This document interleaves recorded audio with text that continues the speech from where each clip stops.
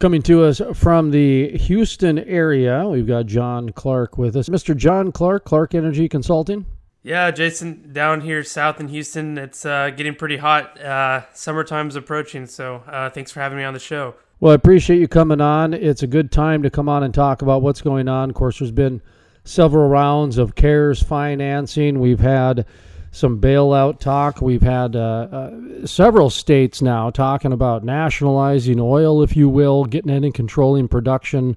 So we've got all kinds of different things happening. And there was a article in Reuters that I thought was rather interesting. ConocoPhillips CEO says surprised by swift recovery in oil prices. So, you know, there's some good news over the horizon for some. Of course, what we're talking about is not impacting everybody, but there are people looking for positive notes out there in the economy, because I've been telling people they just pumped $7 trillion into the economy. Go get the money that Jeff Bezos didn't get, because he got the lion's share. Just kidding. But talk to me a little bit about what you're seeing out there. And this ConocoPhillips CEO says he's kind of surprised by the swift recovery in oil prices.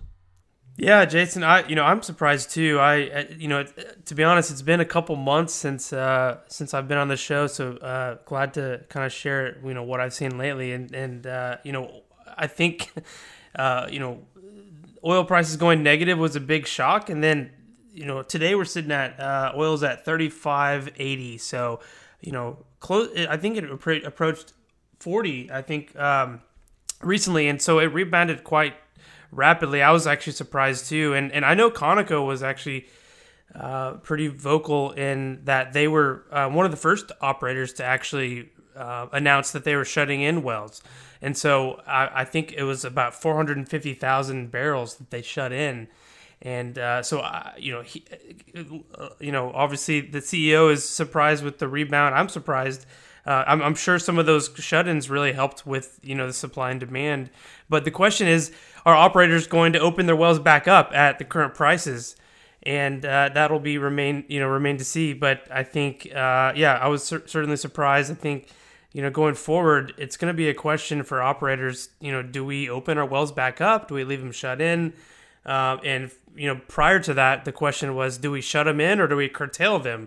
And so, now that we're close to $40 a barrel, we're certainly closer, in the economic range to consider reopening wells, and we'll see if operators start doing that.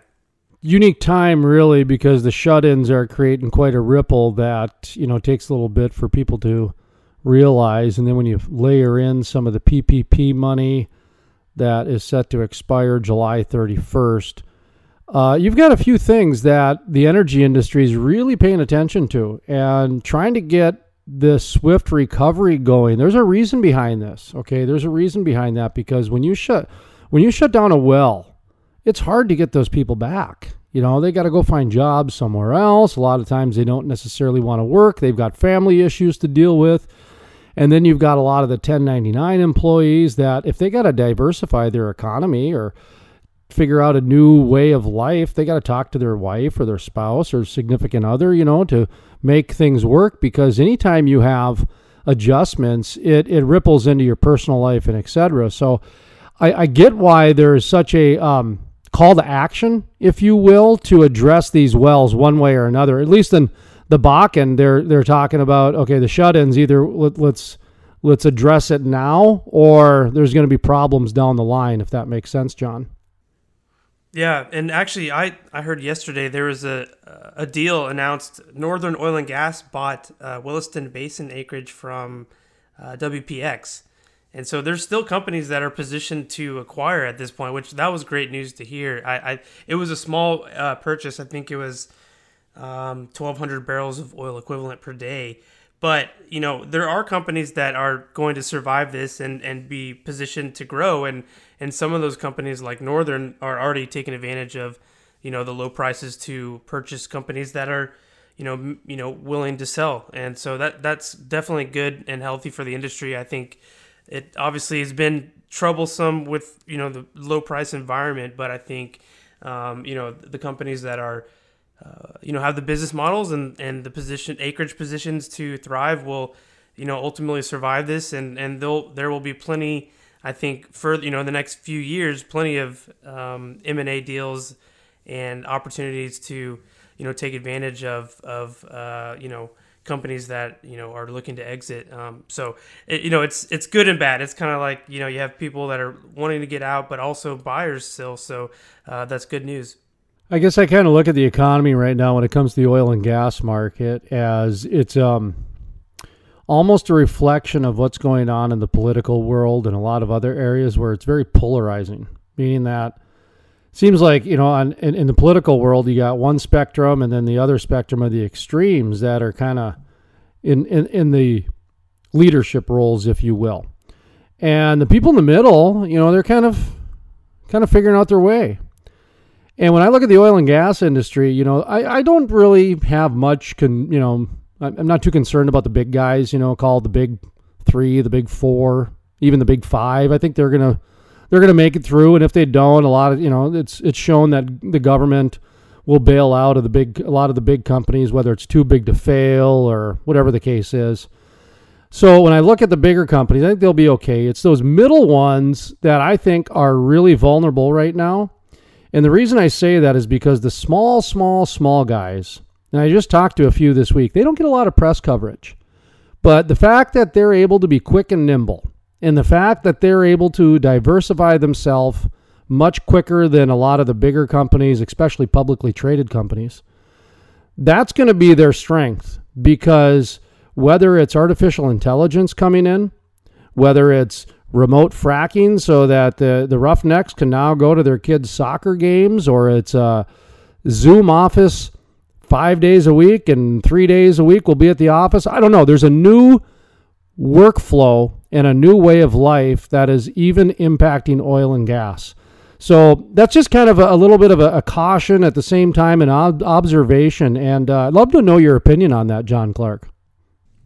Yeah, Jason, you brought up a good point about, working remotely. And I think a lot of us have been, going through that, working from home, and it's affecting oil and gas too, not only from, nobody's traveling, nobody's flying, but also it's the industry itself is, I think every economy is looking at how can we do more with less people. And, it's in some ways it's going to require technology. And I think that's, the future of everything, and it's going to require people that understand that technology that can implement it. But yeah, the topic of remote drilling, I heard one of my buddies, he works for a directional drilling company, and he was saying that one of the rigs he's on, they're looking at ways to deploy remote directional drilling services and remote fracking. And I think we touched on this a little bit, even a couple months ago, but it's even in the last 2 months, it's been accelerated in the, in the industry. And so it'll be interesting to see how that plays out. I think, at the same time, you're going to still need people that understand how to drill a well and how to implement that technology to do it remotely. But I think it can be done with less people. But it's going to certainly evolve over time, and will be interesting to see how that plays out. But I think the rig count, since we last spoke, Jason, I think the rig count is down 500 rigs. So we went from like 800 to 300. Frac Crew count is down from 400 to 40, and so I don't know if that'll increase much with any technological advances, but certainly the rig count was 12, over 1,000, only 5 years ago. And so, we've, the industry has continually been able to evolve and adapt and innovate and do more with less. And I think that'll continue to be the trend. I think a new yardstick than rig count's going to come out of this too. That's been one of my number one, themes I've heard from people, that the rig count needs to be changed. It needs to be updated because it only gives us a certain amount of information, that the innovations and the artificial intelligence and just some of the ancillary impacts that we now know about that get fed into a well, I think we're going to see a new formula when it comes to whether it's a rig count or it's a whole new word like a frac flow or something like that. I just I think we're going to see that come with the evolution. And you follow rig counts quite a bit. What do you think of that? Do you think we might see a new way of counting rigs or measuring rigs as we're going forward? Do you think that the rig count is sufficient for what we're dealing with? Yeah, I mean, it is and it isn't, because there's yeah, there's no right or wrong answer on this, because we've heard this is not a new topic by any means. It comes up every now and then, and it just seems like a good time to have that topic, I guess. So feel free to say whatever you want. I just wanted to make sure I said that, because I know so often we're so afraid to talk freely. But hey, man, this is one of those times we can talk free. Ha! Yeah, no, it's I've seen a chart that showed rig count and versus number of wells drilled, and so really at the end of the day, it's more about the number of wells drilled, and if you can drill more wells with less rigs, then there's your number. But the publicly reported data from Baker Hughes is the rig count, and that's the way it's been. I honestly would love to see a frac crew count. That's normally not published weekly, kind of like the rig count is.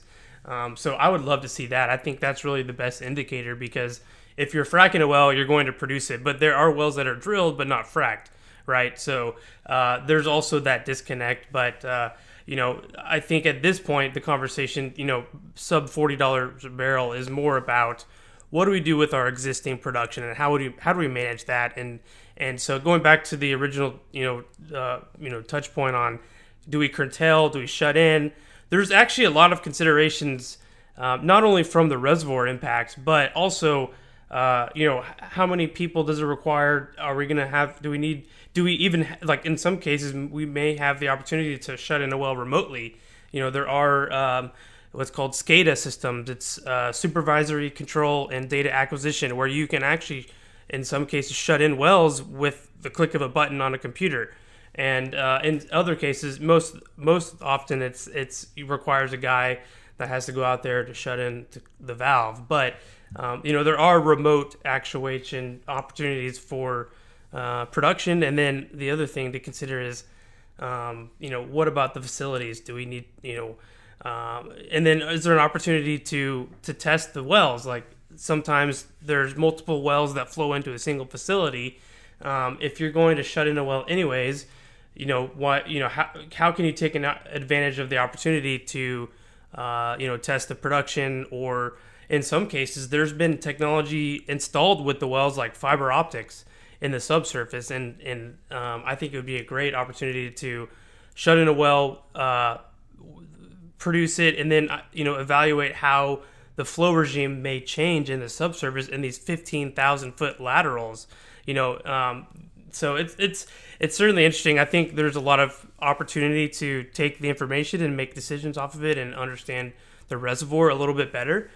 So if nothing else, the low price environment can be a chance to test the field and continue to understand and hopefully weather the storm and take that information, and it can be valuable to someone that would want to acquire, or to better understand the acreage position that is at hand. Got some homework for you for next time, and that is BP. Saw last week that they announced they're going to lay off 10,000 employees. I'm aware that 4,000 of them approximately work in Houston. I don't know how many of those are being laid off, if any at all, but it seems to be another round of layoffs coming, and that's just something that I don't really know if we can get into today, but if that's another sign, or if this is an anomaly, or what the case is, just keep an eye on it if you wouldn't mind, and maybe next time when we have you on, we can talk about that, and hopefully BP is the only one.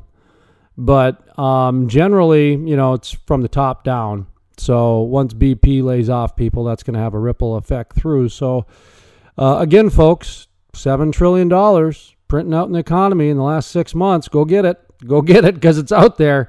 And we talked to a guy earlier today in Wyoming. Man, he's busier than can be.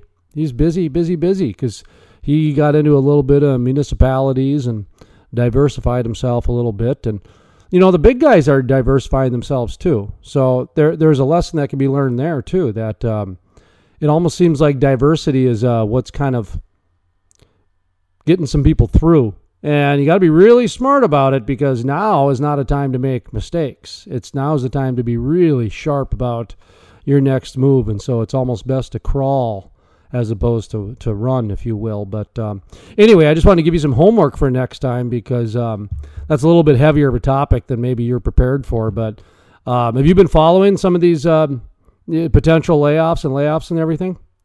Yeah, a little bit. I saw the one from BP. That's obviously unfortunate. I think the services industry was, first hit. A lot of the major capital decisions to drill and frack a well, obviously it's evident in the numbers and rig count and frac crews.